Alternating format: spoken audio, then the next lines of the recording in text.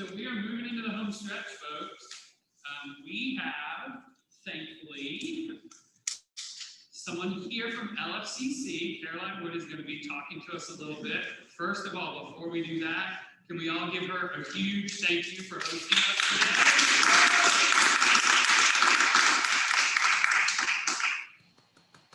Greetings, everyone, and welcome to everyone virtually as well. Caroline Wood. I am the Associate Vice President of Student Services and Academic Support for Lord Fairfax Community College, otherwise known as LFCC. So welcome to the Fauquier campus. The college itself serves 7 counties and the city of Winchester, so we have a very broad demographic or geographic swath that we cover in Virginia, but more specifically here at Fauquier, we cover both Rappahannock and Fauquier counties. So we are part of the Virginia Community College system, so we've all heard of NOVA, and then our other neighbor, Jermaine, so we're all part of the same family. We're not actually in competition, but we're all family. So here at Fauquier, we feel honored to serve our communities and excited about the future. Fauquier County has donated, of course, 50 acres in the past couple of years to Lord Fairfax, to our foundation, and that means we have over 100 acres here in Fauquier County, and it gives us a lot of opportunity in the future to be creative and innovative with private-public partnerships on that 50 acres, so we're excited about that. We will also be building the new Hazel Hall just over there. That's a new science building, and that will have a huge multi-purpose space, so we can continue to hold events like this, and they can grow and grow, and we'll have lots of breakout spaces for you. So as many of you have pivoted to remote and online businesses, we also feel that pinch. Our students, just like small business owners, are feeling the Fauquier County lack of broadband reliability pinch. So we know that is something that we all need to work on together, and I'm sure you have many conversations about this at the Chamber amongst yourselves as business owners. But one of the things that this pandemic has taught us is how to pivot online and do things we didn't think we could do. We never thought we could do all of our services online. It turns out we can.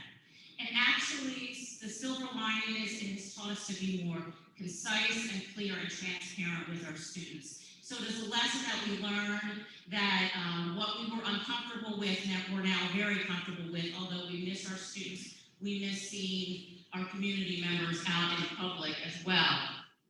So I know you didn't come to see me, so I'm gonna wrap it up in a second, but I want to talk a little bit about some new degree programs that we have that I think that many Fauquier businesses will be interested in, employees or owners might be interested in. We have a cybersecurity program, but we are starting a cybersecurity engineering program in the coming year. We're also starting a data science program we're very excited about. I don't know about any of you, but I think I'm actually interested in some of the classes because we are inundated with data and information that many of us don't know how to interpret what it means. How do you mine the data for information? So we have a new program that will train professionals to do that.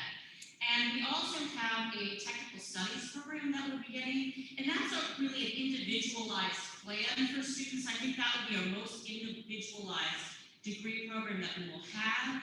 And the exciting part of that is that students will be able to bring in up to 16 credits out of a 60-credit program of credit for prior learning. And credit for prior learning most often comes from expert knowledge in a field, or if they were in the military, if they were doing something in the military, they can now get credits for that knowledge and content expertise. So we're extremely excited about that, and we're really hoping that will serve many of our veteran students. So we were all better when we work together and grow together. I think this event demonstrates really at the heart of Fauquier County businesses, there's a spirit of entrepreneurship and innovation, and we at LFCC are proud to be included in this group that we hold with such high esteem. So thank you so much for always including us and asking for us to share our space, because we are always happy to do it. So thank you so much. And I'm going to turn this over to Gary Granger, who will introduce our keynote speaker.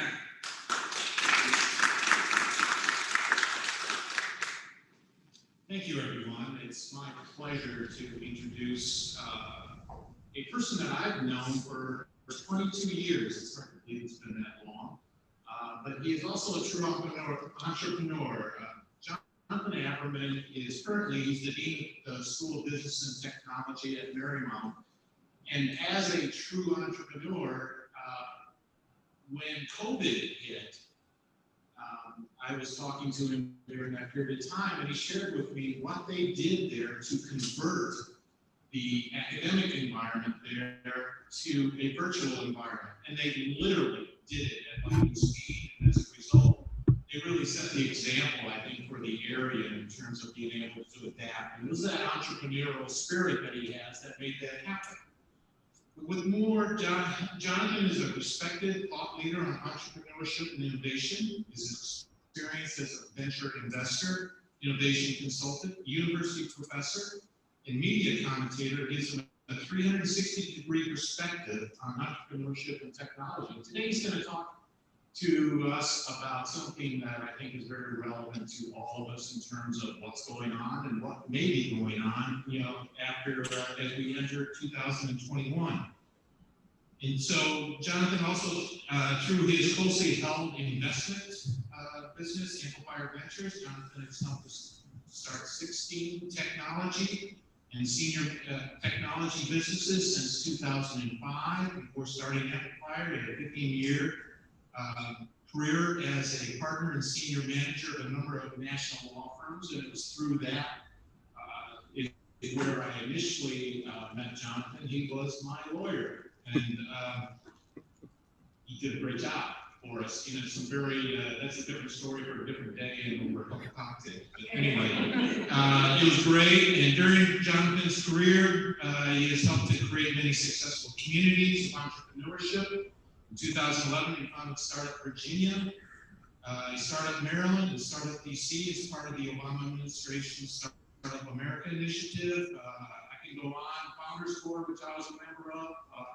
He's been very active in the community, and we talked about, I think he was named one of the most influential business people in the DC area. And besides all of that, he is the lead guitar player and a vocalist in a rock band. So, with no more to do, Jonathan Aberman. Well, God, with an intro like that, I mean, I should just stop right now. I'm sorry I can't be physically with you today. There's this little pandemic thing going on, but I will do my best to balance the limitations of Zoom and slides, and I don't know, I'll try to be extra engaging or something. And I appreciate you spending some time with me. Welcome to my office here in Marymount. So what I'm going to try to do, believe it or not, is I'm going to try to give you some contextual information so that you as business people can understand what's going on with the economy right now and some of the things that are currently at stake. And then talk a bit about some of the trends that I see unfolding as we head into 2021. And to do that, unfortunately, I'm going to have to share some slides. There's just no way around it. But the good news is that, well, I think they sort of sum up what I think a lot of us are feeling. What the heck is going on? And I think that really is a good place to begin because, I don't know about you, but I find that I spend an awful lot of my days trying to figure out how to make sense of what's going on around us so that I can chart my various activities. I'm the Dean of Marymount, and Gary mentioned that. I'm also still run Amplifier Advisors, and we're at the process of launching a new innovation counseling activity to help local startups grow. And I spent a lot of time trying to figure this out. And the reality is that it's hard. So I want to, first of all, give you some context, pull back a little bit, and I'll show you some charts, but to give you a sense of what I think is going on with the economy, because we are at an amazingly important crossroads. So you can see very clearly that our economy just got punched in the stomach as a result of COVID and what it did to the economy, what it did to the financial markets. This is just, it is exceptional. There's never, ever, ever, ever, ever been a similar quarter in American economic history, including the Great Depression. And what's fascinating about what's going on right now, fascinating, maybe that's the wrong word. I mean, that suggests that somehow I have some sort of purient interest in it, that I don't care. I care deeply, and I think we all do. What's really important to note is that this situation with COVID was an enormous systemic shock. And as a result, economic activity fell off a cliff. But as the stimulus money worked its way back into the economy, you can see that a lot of people went back to work. But not everybody's gone back to work, and not every industry has been affected equally. And you can see this nationally, and we'll see this locally as well. In the activity that the government went in to spend money on things like payroll protection, loans, and so forth, it had the result, as you can see, of getting some people back to work. And I want you to remember this slide and the earlier slides, because it's really important to see clearly in the economic data the effect of the stimulus payments that were made. You can see it in unemployment. Now, here's a funny thing that a lot of people aren't focusing on with unemployment. We look at the top level number, that 7.9% number you see, and say, well, that's not so bad. It's been worse in the past. And when we compare to, say, the Great Depression, which had 25% unemployment, observers will say, well, that's not so bad. There are a couple things that are important to note. The first one is that a truer comparison to the way unemployment was calculated during the Great Depression is actually to look at the higher number, the 12.8%, because that is a more meaningful comparison from the standpoint of people who are in the workforce who can't get a job. But the bigger trend, and the one that I think a lot of you are probably seeing, is there's a massed underemployment, or people leaving the workforce. For example, families where somebody has to stay home now to make sure the children are able to study online. So if you look at the labor participation rate, which is the bottom part of the graph, what you'll see is that it's not healthy. And again, it was made healthier by the stimulus, but it's not healthy. Another interesting signal of how our economy is bifurcating between those that are in work and those that are not is we've had a significant bump up in average wages. And you'd say, well, that's good. It is good, except what's happening is it's showing you the people who are in industries that are relatively immunized from the current downturn, i.e. people working in government services in our community, or similar consulting type industries. We're doing very well. The people who don't have jobs that are portable, that can't work from home, are unemployed. And as a result, the high wage earners are skewing these statistics. That's another trend to be very mindful of. Not surprisingly, you can see it here. People are frightened.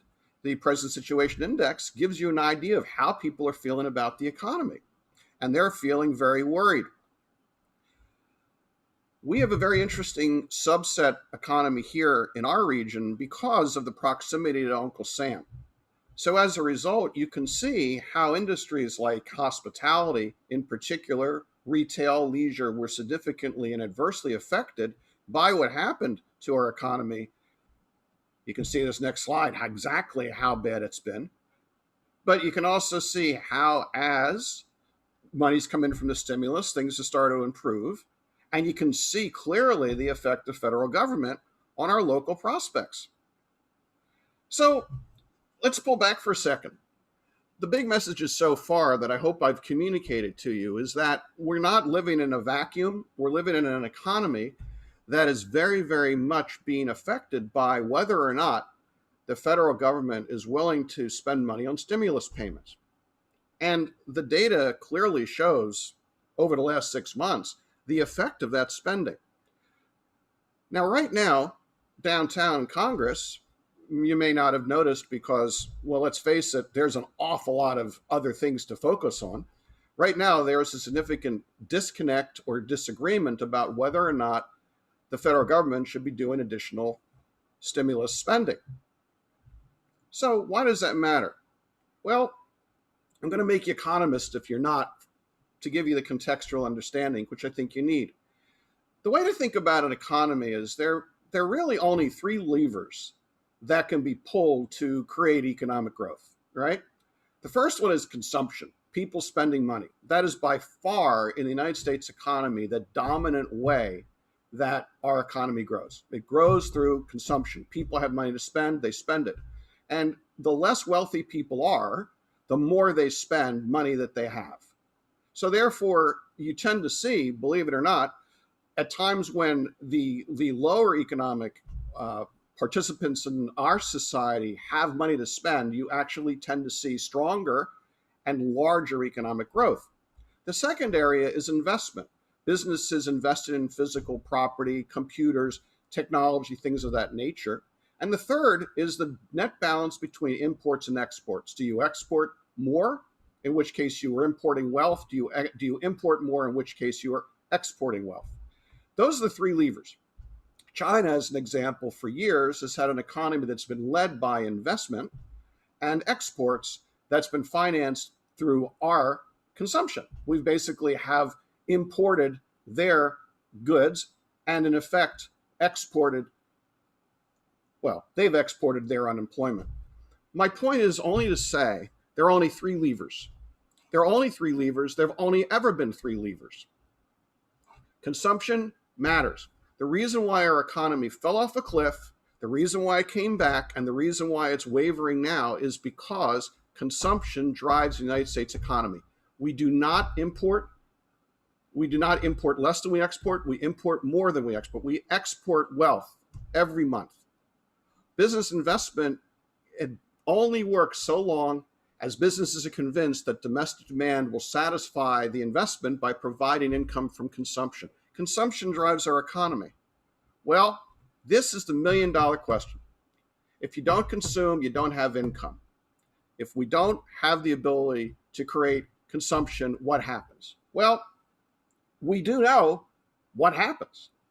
The United States economy went through the beta test for what happens if domestic consumption falls off a cliff. And you've heard about it, you've read about it. It was the Great Depression. The Great Depression started in 1929 as a financial crisis caused by a stock market crash. It was exacerbated by a decline in domestic demand and consumption, where the United States government was unwilling or didn't think it was necessary to spend money to make up for the decline in consumption. And as a result, it created what's called a deflationary spiral, where nobody wanted to spend the money because they were afraid that they wouldn't find more money because they were unemployed or fearful of the future. A deflationary spiral. So the question becomes, where are we in connection to 1929, or the other financial crisis relatively recent, which is 2008? You know, what's fascinating and important to note is that in 1929 to 1932, after the financial crisis, the Federal Reserve Board tightened money supply, the federal government balanced the budget, and there wasn't domestic spending to make up for the shortfall in private consumption. In 2007, 2008, as Bear Stearns and Lehman Brothers went out of business, and there was a financial crisis, the Federal Reserve Board pushed massive amounts of liquidity into the system, and the federal government, the Obama administration, spent more money in government spending. As a result, you'll see there was a fundamental difference in outcome. 2008 to 2014, there was positive economic growth. Now, people will argue whether or not the government spent enough money. That's a political question, but the reality is you can see how the shortfall in domestic demand was made up by federal spending. And compare that to the Great Depression, where it wasn't until Roosevelt came in, good, bad, or otherwise, and engaged in massive change in how the government oriented itself, that you saw any economic growth. And it took until 1941 for the United States economy to recover to where it was in 1929. So here's a news flash. Our election is really important. Now, I'm not talking about the philosophical differences between parties. I'm not talking about who do you want as a president. I'm not talking about any of that. I'm talking about the Senate, and I'm talking about Congress. It's very clear to me that this President Trump, left to his devices, would spend more money on stimulus. He keeps signaling it. But the Senate does not have a majority of senators who want to spend money. I think it's fair to say, if Joe Biden wins, you're going to see a bias towards federal spending. ultimately, I think that the future of our country in the short term is going to be decided by who controls the Senate. I think if the Senate is held by Democrats, you're going to see a much greater focus on government spending. As a result, I think you will see the economy progress faster and will be much less likely to end up with a deflationary spiral like 1929 and 1932. Now, you don't have to take my word for it. Most economists around the world are saying exactly the same thing. So, what does that mean for us as business people? Because this is about business. This isn't about politics. It's about business. Well, I guess it means a couple of things for you. The first one is if you're sitting and you're thinking, I would really like this current uncertainty to end. I would really like to have some stability, or better yet, I'd like to have an economic climate that is supportive of me growing my business. The cavalry is not coming anytime soon. The deadlock that we have right now is going to prevail at least until February, which means that if you are waiting for something to change, stop waiting and accept that things are going to remain the way they are. What happens after that, again, I think is going to be a function of who controls the Senate. Of course, we have another little thing that's been troubling us, as you know, which is the pandemic. The pandemic, without question, is changing people's behavior, as you know, as you experience. But it's becoming more and more clear that until there is widely available vaccines that will allow for the development of immunity, it's unlikely that a lot of the things that we take for granted about what makes society work, it's unlikely that things are going to return to anything close to what we would like to experience. So I think that the reality is that there in fact are two bridges that we are all going to have to cross to get to a point where the economy looks like what we would like it to look like. The first one is the election and the determination of who controls the House, who controls the Senate, who controls the presidency. That outcome will dramatically change government's posture on spending, and that will have a direct effect on how rapidly our economy recovers from the financial crisis that it's in. The second is the COVID vaccine being generally available. The net to all this is I don't think, personally, we should anticipate having things be different from the way they are now until sometime towards the end of 2021. Now, I'm sorry to be a buzzkill, but the reason why I point this out is because I think it's very important for us as business people to be realistic about the environment we function in, because we have to make strategic choices based upon what is rather than what we would like. So as you're thinking about your business, as you're thinking about how to grow, you're thinking about how to manage your career, you're thinking about what choices to make for your family, I think you have to think about making two plans, and they need to interact for long-term success. The first one is, what are you going to do between now and 21, the end of 21, to position yourself to take advantage of opportunities? Because let's face it, there are opportunities right now. Many businesses are growing. In fact, a little known fact is I show you those charts about the Great Depression. 75% of people were employed during the Great Depression. A lot of businesses grew. A lot of businesses are growing right now. Heck, we're all linked up through Zoom. Where was Zoom 2 years ago? Said, so I'm going to Zoom somebody. You would have thought, when did Zoom become a verb? Or anyway, don't get me started. The point being, 21, you need to have a near-term plan, and then ideally, you want to have a long-term plan that what you do in 2021 can set you up for success and growth after we cross the two bridges.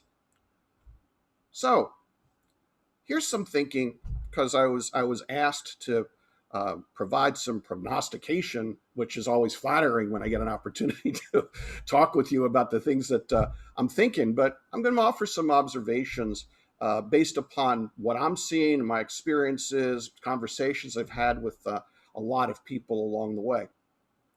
So the first thing I want to point out is that I do not believe that the COVID pandemic has so fundamentally changed human behavior that the dance floor that we all are used to dancing on, the society that we are used to living in, it will change, but it will not change as profoundly as people believe.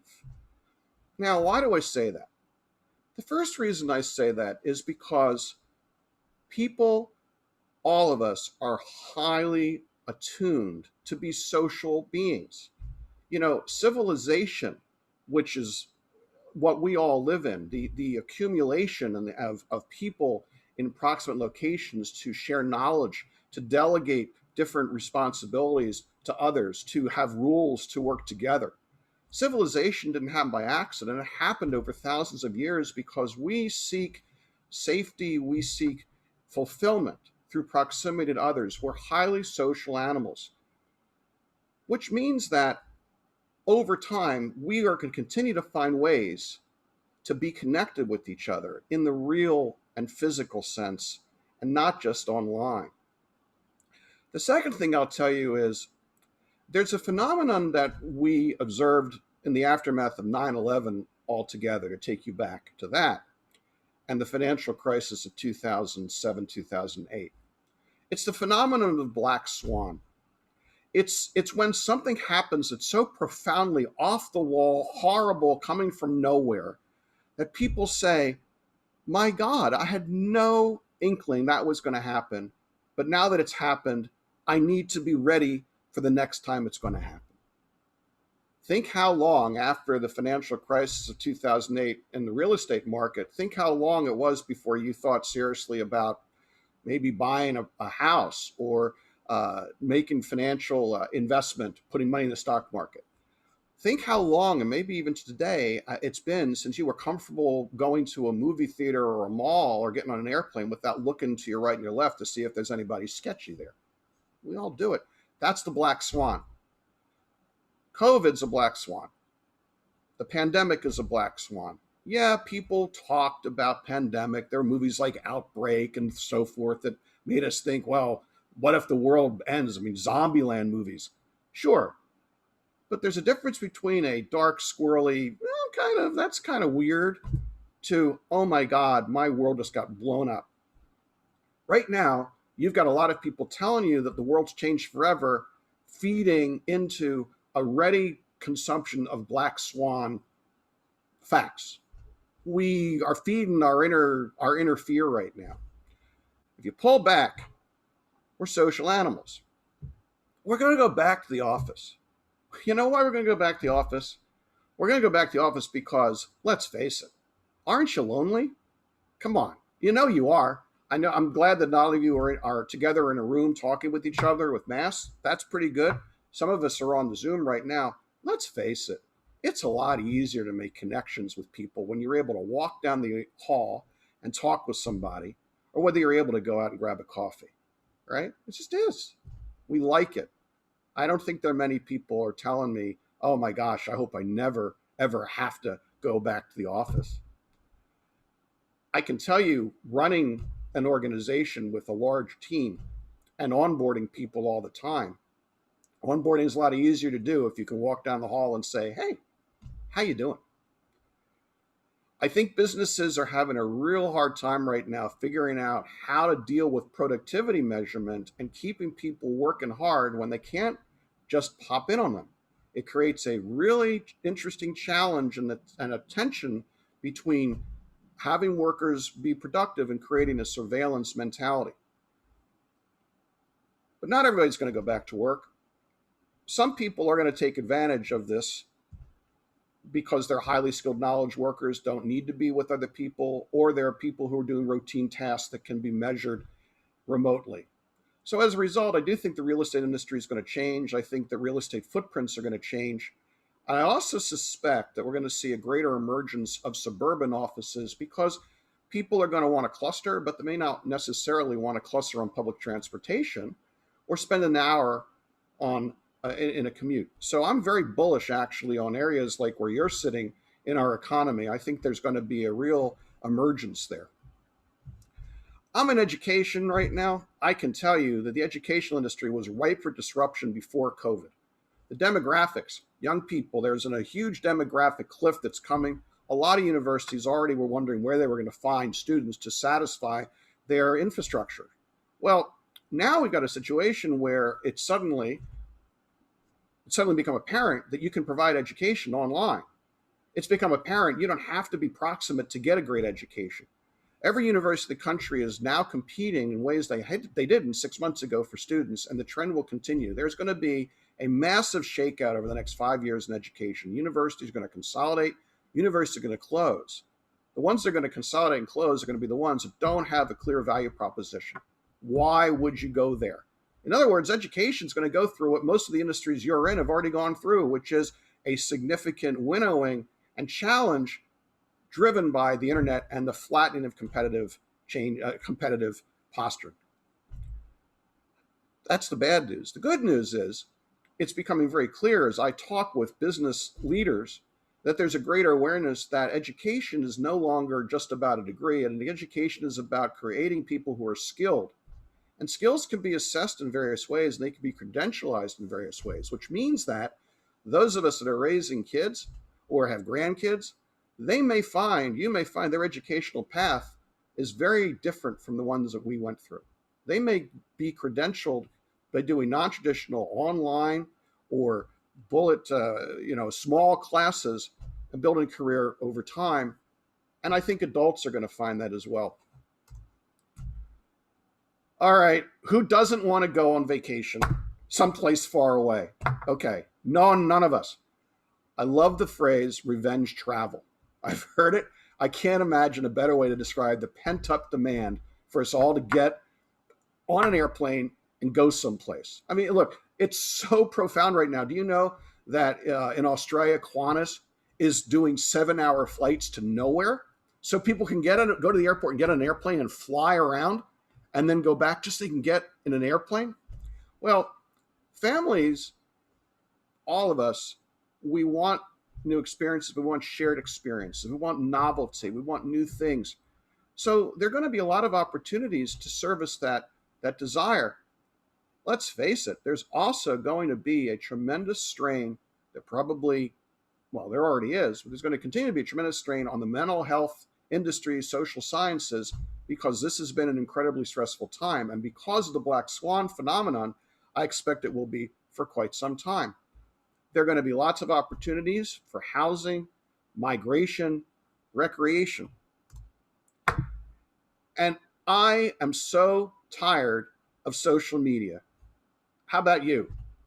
How much would you like to be able to get together with a friend without a mask and just have coffee, huh? Well, I don't think you're alone. I think that we're going to see a real trend back towards authenticity and true contacts, true friendships, true human interaction. Clubs, religious institutions, affiliations, other connections, I think you're going to see an explosion in their popularity. This is going to be a time for joining things and doing things together. And let's face it, retail is going to continue to exist. People like to shop. Americans like to shop. It may be a completely new group of companies and businesses, but trust me, people like to shop. And people like to go to movies and sporting events and lots of other things. So long term, I continue to think there are enormous opportunities. So that's sort of the way I see the social context for all of us. Now, let's talk about some big economic trends. Because what I've seen and what I've learned over the last 30 years of my career as a banker or VC and so forth is that our society is based on consumption. But consumption accelerates when we have something novel and new that can create what's called an industry, a bunch of companies that are similarly situated that generate a similar-ish enough type of product to create demand for that product and then the ancillary opportunities for people to make products and services that grow on it. A great example of that is the computer industry, the semiconductor, which came from the transistor. Think about the semiconductor in itself, what it created in the way of the mini computer revolution. We wouldn't be together today if it wasn't for the invention of the semiconductor, that little thing. But it created a 30-year trend of explosive economic growth, first in the United States, and then overseas as it migrated to places like China and Korea. So what are the big industrial waves that I think are going to drive the next 20 years of our economy? Without question, healthcare. Without question, healthcare. That's because as a society, we have now seen what happens when we don't have a public health infrastructure. but it also means that people are more conscious of their health than they ever were before. And it means as well, there's pent up demand for a lot of healthcare because people aren't going to the hospital right now. So healthcare is going to be a great place to be. It's also a great place to be if you're interested in virtual reality. I think that we haven't really focused very much on the developments that are occurring around virtual reality. We see some of it, perhaps you've seen some of it when you go and you do Google Maps and do the 3D view, and you can now fly around a city. Maybe you have an Oculus Rift, or your kid does. Apple is very quietly going through the process of migrating itself to a situation where this wonderful iPhone of ours is going to be a window into augmentative virtual reality. Google and others are working on glasses. Within a relatively short time, you're going to basically be able to go through life with a digital overlay as you go through the world that will bring the virtual or digital world into your life. Mark my words, within 5 to 10 years, they will be contact lenses or implants that will allow you to actually have a little CPU, a little screen off to your right that you'll be able to look at for content. So the next time you meet Jonathan Aberman on the street, you'll be able to look to your right and see a little digital messages. Jonathan likes kittens. Ask how his cat is. Entertainment, obviously, with the emergence of 5G and more ubiquitous broadband, entertainment is also going to migrate towards virtual reality. And you'll say, well, why is that? Well, here's why.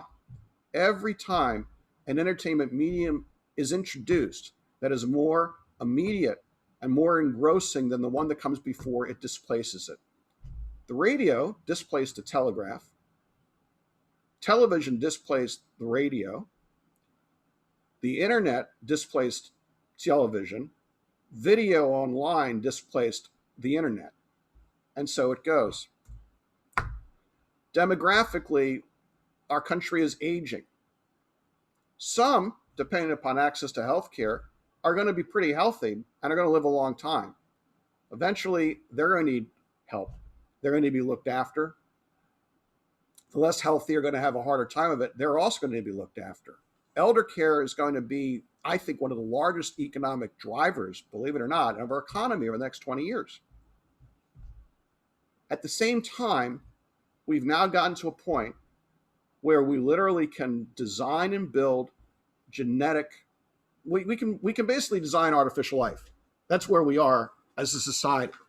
The ability to look inside the genome, it's never been greater, and it's only going to accelerate. In fact, two of the leading vaccine candidates right now use genetic technology in ways that wasn't even imaginable 5 or 10 years ago. It's completely unique.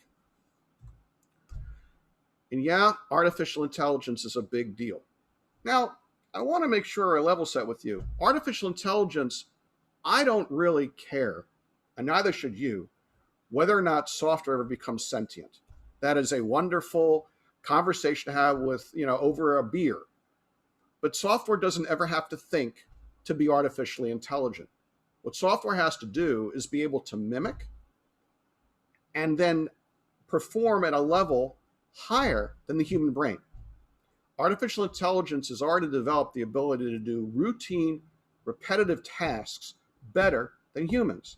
And what's happening is it's displacing more and more complex tasks. What artificial intelligence cannot do is imagine the counterfactual. So, for example, a great example for that is if you woke up in the morning and every morning you heard the rooster go off, you would associate the rooster starting to scream with morning. You could program software to associate a rooster with morning, but the software would never be able to imagine what happened if the rooster didn't crow. It would be able to say, well, if it doesn't happen, I don't do X. But it wouldn't be able to say, well, what if the rooster just got tired? What if the rooster decided to take a day off? What if the sun didn't come up? In other words, software can't be trained to measure the counterfactual. It can't be trained to make complex associations with random facts. In other words, artificial intelligence will continue to grow in our society, become more and more dominant because it saves labor, which means that all of us have to be better at what I would call higher reasoning. And along with artificial intelligence comes It's basically its mechanism for getting into the economy, which is robotics. And robotics, as you know, and Waymo is about, actually just announced, for as an example, they're doing complete autonomous taxi service. There's only going to be more of that. So underlying robotics and artificial intelligence and genomics is data science, the ability to work with, manage large banks of data and draw inferences. There's never been a better time for somebody to learn about and understand data, because data lies. Data has bias. Data will drive you down the wrong rat hole unless you have the ability to find errors in data, errors in how it was created, and normalize it. It's really, really, really important. So I know I've flown through a lot of stuff really fast. I hope this was useful to you. We'll give you a guidepost for how to get through what we're going to get through. I will tell you, I struggle a little bit with how to talk about this stuff. I like to give very inspirational talks and get people charged up so we all run out of the room and let's go. But I honestly think that the best I can give you is what I've given you, which is an honest assessment. I will tell you, and you probably can tell, I'm incredibly optimistic that we're going to get through this crisis and be a more resilient and a healthier and happier society. And I see every day opportunities in my own life to make a difference and make things better. And in a lot of ways, I have found the last 6 months of my life to be some of the most profound and impactful I've had on this earth. So I hope that you benefited from this talk today. I've left a few minutes for questions, and I thank you very much for listening to my talk today.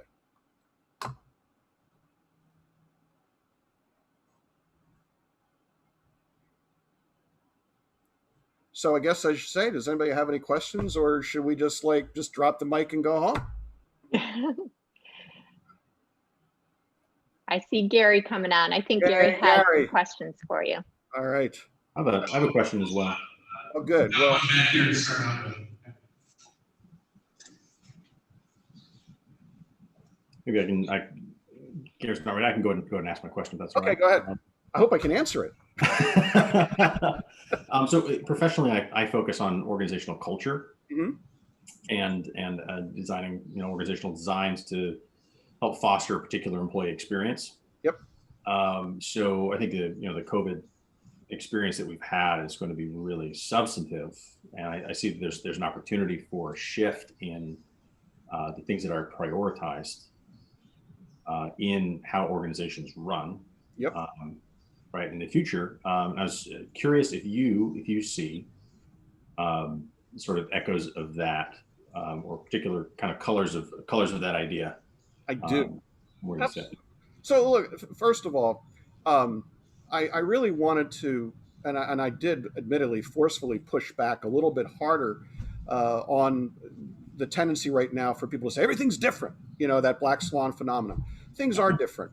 I think that we are, as a culture, going to be much more tolerant of people working from home or work remotely than before, because what we've shown, look, I've seen in my own team, even though I'm back in my office because we have students that want to be here full time, a good chunk of our students are online now, and we're servicing everybody.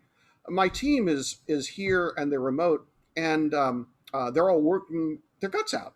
So I don't spend a lot of time worrying about, are they here, are they not there?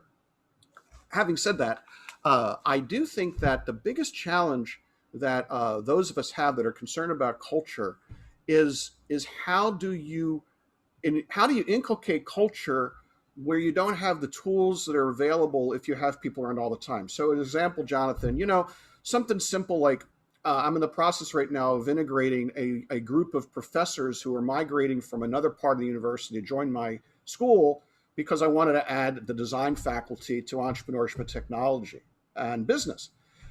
Well, if we were in the physical world, we'd be doing dinners, we'd be doing lunches, I'd be doing trivia night, I'd be walking in the hall, hey, how you doing? Can't do any of that. So it tends to be more difficult. And what I have found is that when you're trying to build culture in the Zoom world, the number one thing is you have to have a smaller number of key touchstone messages to communicate culturally. You can't have 27 cultural values. You have to have 3 or 2. For me, it's relatively straightforward. Look out for the students, work as hard as you can, and we'll get through this together. And those are the 3, and I repeat them in emails, I repeat them when we're doing Zooms. They're themes, right?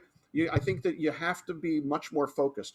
The other thing is, I'm a big believer in authenticity from leadership at all times, but I think authenticity is even more important right now because we're drowned right now, frankly, in inauthenticity in a lot of different parts of our daily lives as everybody's trying to spin us.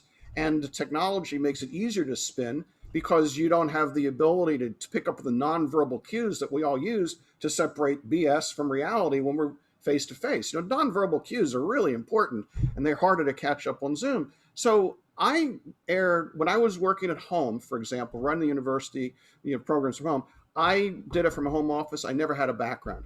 I let people see my cats running around. I let them see the guitars that I have in my home office. I let them see me because I thought that it was really important. I'm not saying that, you want to show your kitchen table, but think about authenticity. So for me, what I believe is that when we come through the other side, one of the big lessons that we're going to learn is that the best leaders for the next part of our society are going to be servant leaders, people who delegate authority downward through authenticity, give people the room to run, and then get the authority back because they value the mission and they buy in. I do not think that this is going to be a society that's going to reward autocratic bosses and command and control management, right? And so that's where I come out. So the good news is culture always matters. I think it matters more now.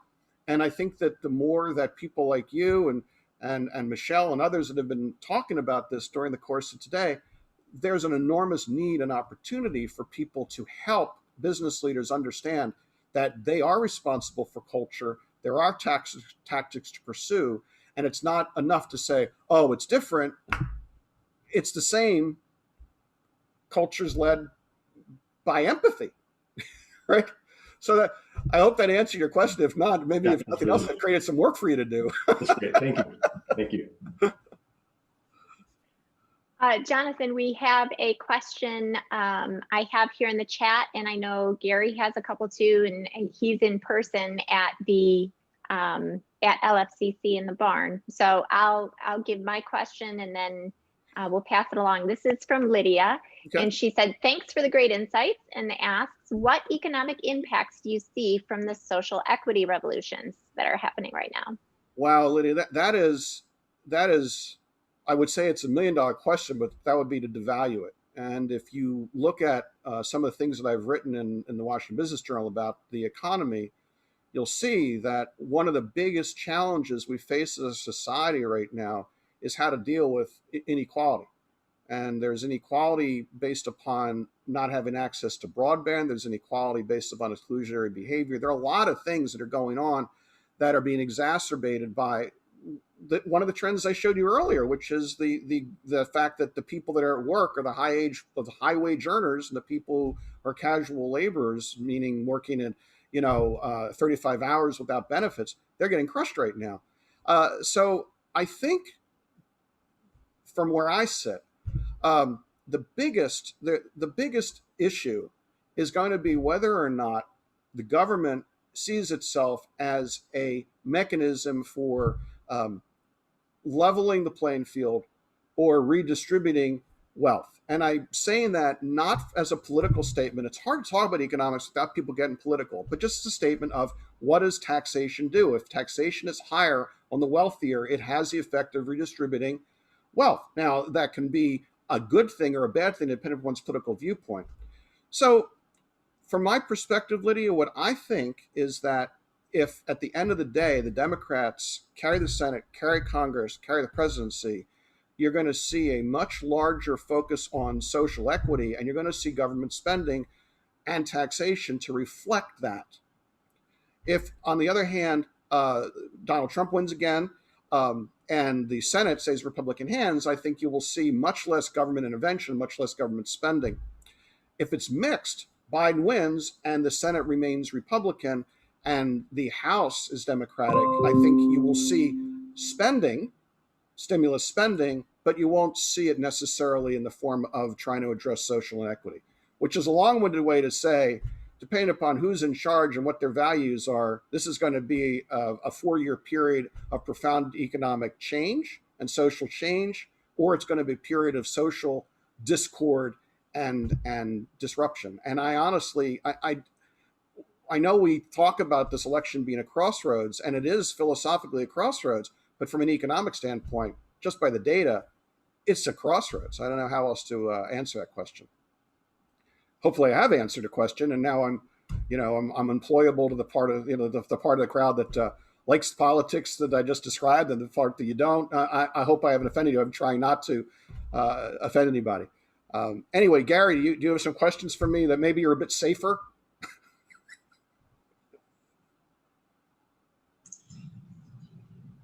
When you talk about crossroads, and I think there is a significant crossroads coming, with this election. And I don't want to get into the politics of right, left, middle, and whatever, but I think it's fair to say that no matter how the election ends up, there's going to be a lot of people very unhappy.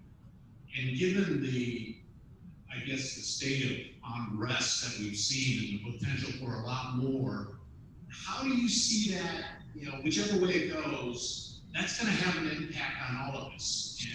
And I don't know if it's short term or longer term, but where do you think that if there is significant civil unrest after, the election, what kind of impact will that have on the economy going forward? Simply because I think people will be very reluctant to make big investments in areas that they're not certain about where it's going to be, going forward. Your thoughts on that? Well, I'm glad you asked me an easy question. I think I want Lydia to ask me another question, or maybe Jonathan. Jonathan asked me an easy question. So, Gary, first of all, I think that the reality is, well, let me take a step back. I've been in the media as a participant for many years now. I've had radio shows, I've written columns as a non-professional, meaning it's not my livelihood. And that's allowed me to see the media from a different way and not to have to be beholden to it. And why do I frame it that way? Because what I've learned over the years is that if you really, really want to make money, that's click-worthy. You have to create content that scratches that itch that people have for something that just triggers them. It's just sad, but it's true. And so I think it's important for us to take a step back and ask ourselves, a lot of this discussion about social unrest and you read you watch Fox News and Antifa and they're going to come and take our guns and you go to the left, it's like, oh, the right wingers are going to come. I think to a certain extent we are suffering through an information apocalypse where a lot of people make money by getting this charged up. And I believe that on some fundamental level, most people actually just want to get up in the morning, kiss whoever they love, do something productive, have a nice life, and just be quiet. Look, I think Biden will probably win because he's actually Mr. Rogers. He's not upsetting people. That's a prediction. But I believe, Gary, that the likely outcome here is a Democratic win. I think that for a number of reasons. I think that because if you look at the polling numbers and you look at how it is compared to how it was 4 years ago, the undecideds is such a small percentage of the people that are being polled. And the lead that Biden has is so large and so many Democrats are coming out and voting early that I do think that we are going to have Biden elected on election night. If that happens, without question, there are people who are going to be absolutely convinced that socialism is occurring and people are coming to take their guns and take their livelihoods. And they're going to be really upset. But I do believe that over time, it's going to become apparent that it's not going to be quite as confiscatory as they've been led to believe. By the same token, if Trump wins, again, I think you'll see the same phenomenon. In other words, I do think there'll be social unrest, but I do believe that once we get clarity around what the government's going to do, and once COVID has a vaccine, people will regress to the mean, which is they want to live a life and they want to be happy. And a lot of this anxiety and stuff around politics is just a sideshow for what really matters to them on a day-to-day basis. So I'm less worried about this as a long-term crisis that's going to create a disruptive society that we can't function in than I am that it's something that we'll have to work through that will be unpleasant and will upset us. And I hope that, so I'm not planning for a zombie apocalypse, I guess is what I'm saying. I wouldn't be the least bit surprised with the demonstrations and some riots, whatever happens. But long term, America will abide as a society because fundamentally it's worked for 250 years because it's been a great place for people to get up in the morning and look after themselves in a predictable way. And I think that's what people ultimately will revert to. Thank you. And I think we all hope for that kind of a return to whatever the situation would be in. Right, and look, just not to embarrass you too much, but Gary and I have been friends for a long, long time, and we met over a deal where I got hired to work with him, and his owner said something absolutely absurd on the phone, and I yelled at him. I said, "You can't be serious!" And from that moment on, Gary and I are friends. But Gary's politics and my politics are very, very different, right? Very different. But we both love this country. And we both want our kids to be happy. We want our grandkids to be happy. We want everybody around us to have the best opportunities they can. So, I think it's really important what Gary just said. We hope for the best. We all hope for the best. Most of us hope for the best. And we will find the best because, frankly, we all have a stake in that. And just to clarify, he was Yelling at the owner, not at me. Yeah, no, I never. That's why I really liked him. That's why I knew I needed to. Yeah, I guess I should have added that point. I never yelled at Gary in front of witnesses, and maybe that's why I was such a good consigliere. Absolutely. Michelle, others? I don't have any other questions. Does anybody else have any other questions? If we have time for one more, I had one. Okay. And of course, now I'm getting the your internet is unstable warning. So hopefully this sticks. First of all, I want to say thank you for a great presentation. I gave a lot of information to try to process as we're going through. So thank you for that. Yeah. In my role as my day job as a commercial lender and also president of the Commercial Industrial Land Exchange for Northern Virginia, we keep talking about looking over the horizon at the future of what does it look like for commercial lending and commercial developers, which is obviously most of our bread and butter in our field. And you mentioned that that the suburban area like ours here in Fauquier County is a place that's ripe for office space.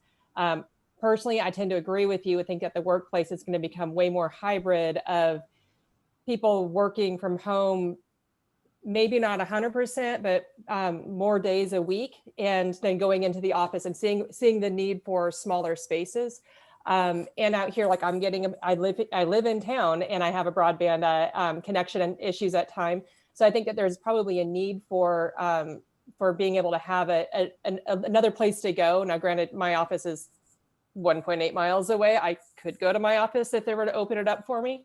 But not everybody has that, which I think is great for commuters in this situation, not so great for commercial developers and commercial lenders who tend to make their money on doing high rises with large footprints. So that said, in a market like ours, do you foresee the need for more multi-tenant space for shared offices, co-working, things like that in a market like this? Is that what you're foreseeing? I think what I'm saying we're seeing is a number of trends, and I do believe that it's going to take some time to unfold. So the first trend I think that we're going to see, and I've already mentioned it, is we're going to see a de-agglomeration of the idea that everybody has to be in a downtown in a large footprint office building. I think that when you look at larger employers and they talk about how they're going to manage themselves, particularly with respect to highly skilled knowledge workers, like Google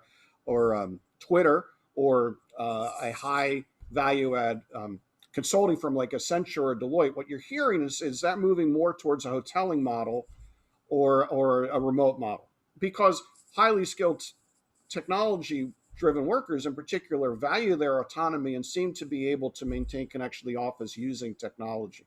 So there's going to be a tremendous change in the demand for large footprint spaces, just because some segment of our knowledge worker economy is not going to be interested in large footprint. Okay, well, so what does that mean? Well, it means something else, which is hoteling, by definition, creates a different type of footprint and a different type of office space.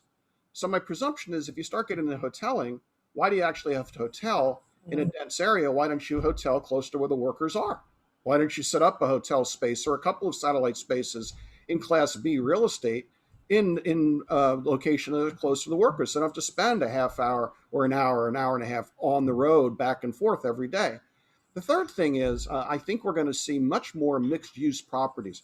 I could see where the condominiums of the future have an apartment and then across the hall have an office, right? Or shared office space where a current amenity in a building is the swimming pool and the party room with the pool table, where the amenity is actually a place that you can walk down the hall or go downstairs and get an office that you can use for the day that has audio, visual, good broadband, and so forth. I think that how we consume housing is going to change as a result of changed behavior. I do think that the retail apocalypse that people are suggesting is going to end retail forever are confusing existing businesses going out of business because they won't be able to bridge 2021 and the long-term need that people will have to get out of the house and go shopping and go to restaurants. So if I was going to be deploying capital right now as a lender, I would be asking myself what my tolerance would be for making credit decisions based upon projects that are at the cutting edge of these trends, which is hard for banks to do.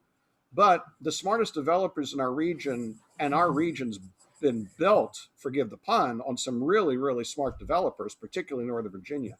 I think that a good equity sponsor is going to start to do these things, and you can manage the credit risk with a good equity sponsor and make some really good bets. I think the bigger challenge is going to be for all of everybody in the credit industry is how to balance a low interest rate environment with how long do you finance an existing business that doesn't have positive cash flow, but are trying to maintain the associated goodwill of being a business, that restaurant on the corner, because again, just to be blunt, from an economic standpoint, a restaurant on the corner, I don't care who owns it. I care there's a restaurant on the corner. As a banker, as a human, I care who owns it because there's pain for the owners. So I think that the how to evaluate bridging your clients to the post-pandemic world is going to be a really, really hard credit decision. And this is why ultimately I think that a big area where the government will act, if it does act, is going to be in the form of providing credit guarantees or credit enhancements to encourage the credit industry to bridge people to early 2022. Because frankly, if you look what's happening overseas right now, a lot of every government other than ours is spending money like crazy, supporting wages, supporting businesses, and doing credit enhancement. So if you'd like to come and be a professor at Aberman, let me know. It's a little more stable, but being a credit person right now, I don't envy you. This is a very, very tough time because you've got human beings in front of you every day that need your help and support. And boy, I know it's tough. Amen. Thank you. I appreciate your perspective. Sure. And I'm glad that this is being recorded. And it remains to be seen whether I'll be glad in the future, but that ship has sailed. And this is what it means to get together and talk about these topics. I appreciate you all listening and giving me so much attention through an artificial online environment. Maybe next year when this mayhem is all over, Gary, you'll have me back. So maybe I won't do a speech. I'll just hug everybody, or maybe we'll do a speech too, but it would be great to see everybody in person. So thank you very much. Thank you, Jonathan. It's been a really fantastic keynote, and I'm also really glad that it was recorded because I couldn't stop to look down to write something down because there was so much information that you imparted in this hour that's just been really, really great. So I want to ask everybody to hang in there because we do have a few door prizes, but I'm gonna make you wait to the end because you got to be present to win. So I just want to thank everybody who attended today, whether you were there in person or you were present here on Zoom. Super grateful for that. And also want to thank every single one of our speakers who was here today. Again, really good content, and it's going to be available to everybody as soon as we get it all edited down. You'll get an email from us to let you know where all those episodes are, so you can see them again, see the ones you missed. I'm also going to be sending out a survey to all of you to have you participate in and just tell us how you think things went today. This is our first hybrid event as the Chamber, our first large event, hybrid. And hopefully it didn't come across as our first event, as a hybrid event. I think, again, Premier Hospitality just did a fantastic job. And so definitely thank you to Carlton and Ginger for all your hard work, and for everybody on the Micro Enterprise Council who put this together. I mean, this was really a labor of love, like it is every year. And just the team that we have on the Micro Enterprise Council, and the way everybody stepped up and just made it happen. It's really fantastic, and it's an honor to be part of that group. Thanks again to our host and presenting sponsor, Lord Fairfax Community College, and our major sponsor, our C-suite sponsor, Piedmont Press and Graphics, our performer sponsors, our platinum sponsors, and our gold sponsors that support us all throughout the year. And in your program, you have a whole list of them. And the other thing that I'll mention is that your program is actually an interactive PDF. So if you open that up on your desktop and just hover over the company names with your mouse, you'll get a link that links directly to the company. So you have a way to get in touch with these different sponsors and our speakers. So if you have additional questions or whatever, you can kind of track them down, and I've just volunteered all my speakers to to choose to answer emails or not. But again, thank you so much to all the speakers for everything in coming out today and doing this. You know, every year we put out the request to have speakers, and I'm always so amazed by the people that step up to come to speak. And the topics are always timely, they're always valuable, and this will be the first year that I'll actually be able to see all of the speakers. So I'm really excited about that.